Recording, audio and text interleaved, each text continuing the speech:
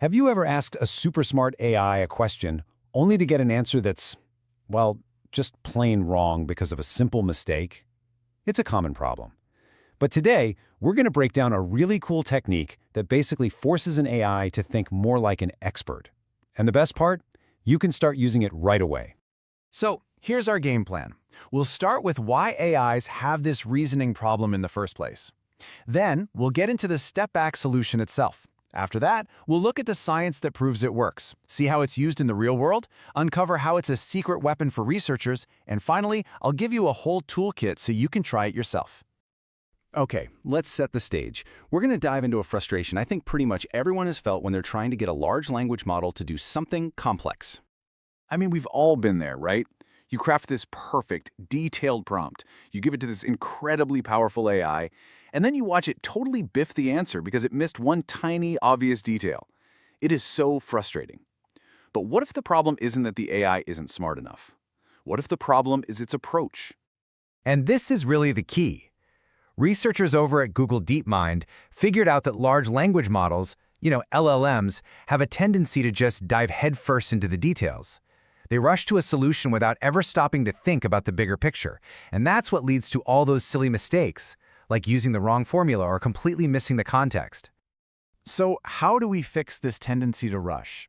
Well, the solution is honestly surprisingly simple and incredibly effective. It's a technique called step-back prompting.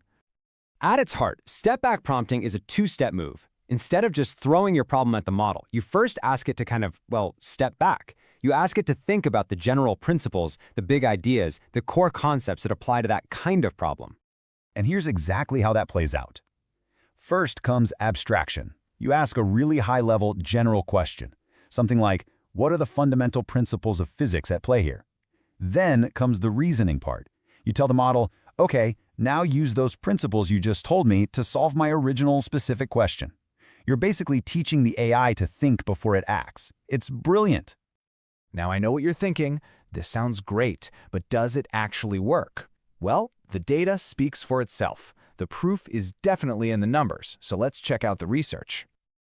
Get this. The researchers found that step-back prompting boosted performance by a whopping 36%. And that's compared to other really advanced prompting techniques like chain of thought. That is a huge leap in reasoning ability. And it's not just about getting better answers. It's about fixing the bad ones. The same study showed that this simple method corrected up to 40% of the mistakes the original model was making. That's not just a minor improvement. That's a serious upgrade in accuracy. And this chart just drives that point home. We're seeing major accuracy gains across all sorts of tough reasoning tasks. 21% jump for math problems, 15% for science problems, and an 18% boost for logic puzzles. It's clear that this really shines in areas that require that structured, step-by-step kind of thinking. Maybe the best part of all this is that it's not some trick that only works on one specific model. They saw these performance gains across a whole bunch of major LLMs. We're talking GPT-3, Palm 2, LLaMA. It's model agnostic, which means you can apply this principle to pretty much any advanced AI you're working with. Okay, so the science is solid. But what does this actually look like out in the wild? How does this translate into practical, everyday stuff? Let's take a look. Honestly, this technique is so versatile. For math and science, you can make it recall the right formulas before it starts solving. For coding, you can ask it to outline the principles of a design pattern before it writes a single line of code. If you're doing business strategy, you could have it explain a framework like Porter's 5 forces before asking it to analyze a specific market. It's even being used in advanced retrieval augmented generation, or RAG systems, to get better search results by making the initial question more abstract. Let's go a little deeper now into one area where this technique is a total game changer: qualitative research. The kind of research that deals with messy, unstructured stuff like interview transcripts. This quote just nails it. Instead of having the AI just pull out interesting sentences from an interview, you prompt it to first identify the big, overarching themes, things like resilience or trust or power dynamics. And by doing that, it can generate a summary that actually gets to the deeper meaning of the conversation, instead of just repeating quotes. And it's useful across the entire research process. We're talking about everything from developing codebooks and summarizing hours of interview transcripts, all the way to generating new hypotheses and even tailoring reports for different audiences.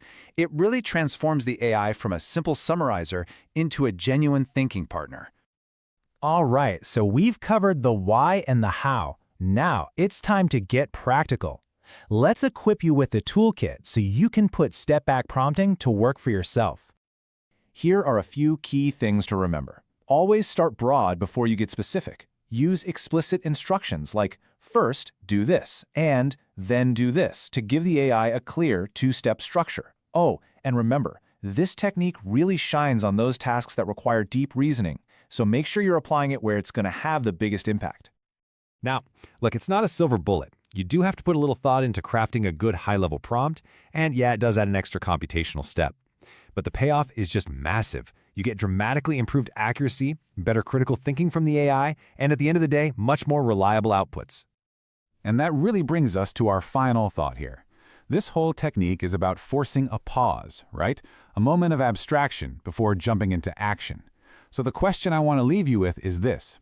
If making an AI deliberately step back and consider the bigger picture makes it so much more effective, what could that same discipline do for our own thinking?